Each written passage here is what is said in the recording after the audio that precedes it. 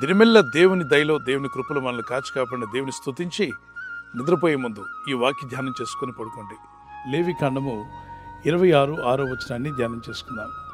ఆ దేశంలో నేను మీకు క్షేమం కలుగు చేసేదను, మీరు పండుకున్నప్పుడు ఎవడను మిమ్మల్ని భయపెట్టడు. ఆ దేశంలో దుష్ట మృగములు లేకుండా చేసేదను, మీ దేశంలోనికి ఖడ్గము రాదు.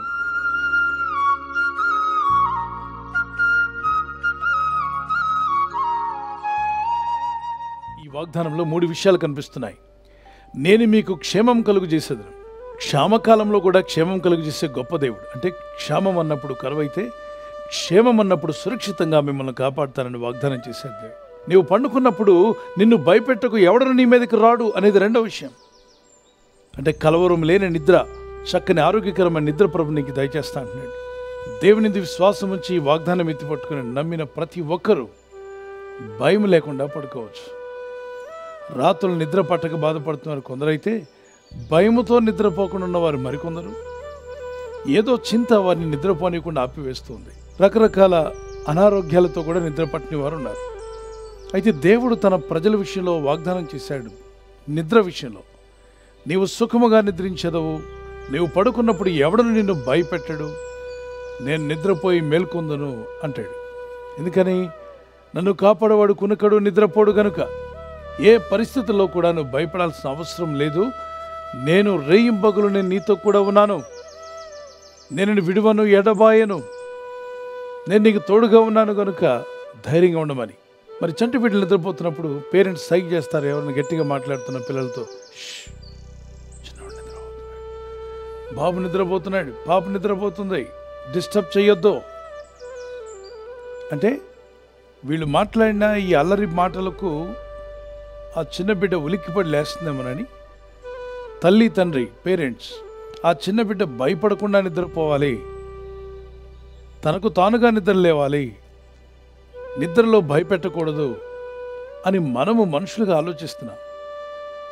ఫలాని వారు నిద్రపోతున్నారు, సైలెంట్గా ఉండండి అంటే, నిద్రలో ఉన్నప్పుడు ఉలిక్కిపడి లేచే పరిస్థితి లేకుండా, కలవరపడకుండా, భయముతో లేవకుండా, సంతోషంతో సమాధానంతో దేవుని కృప పొందిన వారిగా లేచి కూర్చొని, దేవానికి స్తోత్రం, నన్ను ఇంకా సజీవుల లెక్కలో ఉంచావు తండ్రి, నీకు స్తోత్రం, ఈ దినమున నేను ఈ విధంగా సజీవంగా ఉన్నానంటే అంతా నీ కృప, నీకే స్తుతి, నీకే మహిమ అని ప్రభుని స్తుతించే విధంగా మనం లేవాలని, ఏ పరిస్థితుల్లో ఉన్నా, పరిస్థితులు బాలేకపోయినా, స్థితిగతులు బాలేకపోయినా, ఆర్థిక ఇబ్బందులు కానీ, అనారోగ్యములు కానీ, నానా విధమైన బాధలు నిన్ను కలవర పెడుతున్నప్పుడు, ఆ కలవరానికి గురై నిద్ర పట్టని పరిస్థితి నీకు రానివ్వడు దేవుడు. లేవికాండం 26:6 వచనం వాగ్దానంలో, నేను మీకు క్షేమం కలుగు చేసేదను, మీరు పండుకున్నప్పుడు ఎవడను మిమ్మల్ని భయపెట్టడు. ఆ దేశంలో దుష్ట మృగములు లేకుండా చేసేదను, మీ దేశంలోనికి ఖడ్గము రాదు. ఖడ్గము నీ మీదకి రాకుండా చూసుకుంటాను. క్రూర మృగాల్లాంటి మనుషులు ఉన్నారు ఈ లోకంలో, క్రూరులు అనేకులను ఇబ్బంది పెట్టేవారు ఉన్నారు. అలాంటి వారు మీ మీద పడకుండా, మీ జీవితాలను కలవర పెట్టకుండా దేవుడే మీకు తోడై ఉంటానని వాగ్దానం చేస్తున్నాడు. ఈ లోకంలో కొందరు అనొచ్చు, ఇక మీ పని అయిపోయింది, ఇక మీకు మంచి భవిష్యత్తు లేదు, ఇక మీరు ముందుకు వెళ్ళలేరని. కానీ దేవుని వాక్యం సెలవిస్తుంది, వారు ఎన్ని ఎక్కిపెట్టినా, ఈ లోకంలో ఎన్ని సవాళ్ళు నీకు ఎదురైనా, తప్పక కృపగల దేవుడు నిన్ను కాపాడి, ఎలాంటి శోధనలు ఎదురైనా వాటిని జయించే కృపను దేవుడు నీకు దయచేసి మిమ్మల్ని కాపాడి నడిపించగల సమర్థుడు. ఈ వాగ్దానం పట్టుకుని ప్రార్థించండి. కృపగల దేవుడు మిమ్మల్ని బలపరిచి నిలబెట్టి నడిపించునుగాక. ప్రార్థన చేసుకుందాం. పరిశుద్ధమైన మా ప్రియ తండ్రి, లేవికాండం 26:6 వచనంలో మీరు పలికిన వాగ్దానాన్ని మేము తీసుకున్నాం. ఎన్ని సవాళ్లు ఎదురైనా జయించగలిగే ధైర్యం, కాన్ఫిడెన్స్, విశ్వాస జీవితం, నిరీక్షణ కలిగి ముందుకు సాగేటువంటి కృప, ప్రార్థనా జీవితం వీరందరికీ దయచేయండి. మీరు చేసే ప్రయత్నాలు ఫలించలాగున్న సహాయం అనుగ్రహించండి. నీ కృపలో మమ్మల్ని బలపరచండి. మాలో ఉన్నటువంటి కోప ఆవేశాలు విడిచిపెట్టి దేవుని వాక్యానికి విధేయులమై, ప్రభువా మీరు సెలవిచ్చిన రీతిగా కోపపరుడుగానే పాపము చేయొద్దన్నావు. సూర్యుడస్తమించేలోగా మా కోపం నిలిచి ఉండకూడదన్నావు. ఈ జీవన యాత్రలో ఎవరు మమ్మల్ని నిందించినా, హింసించినా, బాధించినా వారందరినీ క్షమించే గొప్ప హృదయం మా అందరికీ దయచేయండి.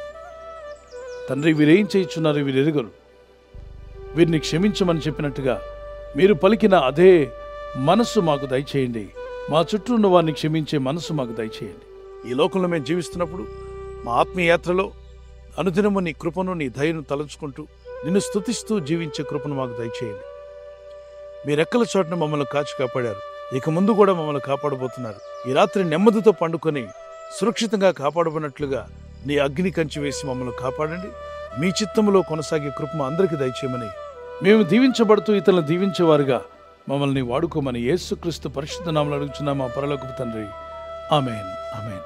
కృపగల దేవుని హస్తం మీకు తోడే ఉండి నడిపించి బలపరిచి దేవుని రాకడకు మనందరినీ సిద్ధపరచునుగాక. ఆమేన్. ఈ వాగ్దానం మీతోనే ఉంచుకోకుండా మీకు తెలిసిన ప్రతి కాంటాక్ట్కి షేర్ చేయండి. Good night. God bless you. ఈ ఛానల్ను మీరు సబ్స్క్రైబ్ చేసుకొనుట వలన 2 పనులు జరుగుతున్నాయి. 1, సువార్త జరుగుచున్నది, ఆత్మలు రక్షించబడుచున్నాయి. 2, బీదలకు, అనాథలకు ఈ ఛానల్ ద్వారా సహకారము అందించడం జరుగుచున్నది. మనము సబ్స్క్రైబ్ చేసుకొనుట ద్వారా అందరికీ సహాయం చేస్తున్నవారమవుతున్నాము. ఖచ్చితంగా ఈ యూట్యూబ్ ఛానల్ను సబ్స్క్రైబ్ చేసుకుని బెల్ బటన్ను క్లిక్ చేయండి. మీకు వెంటనే మెసేజెస్ పంపబడతాయి.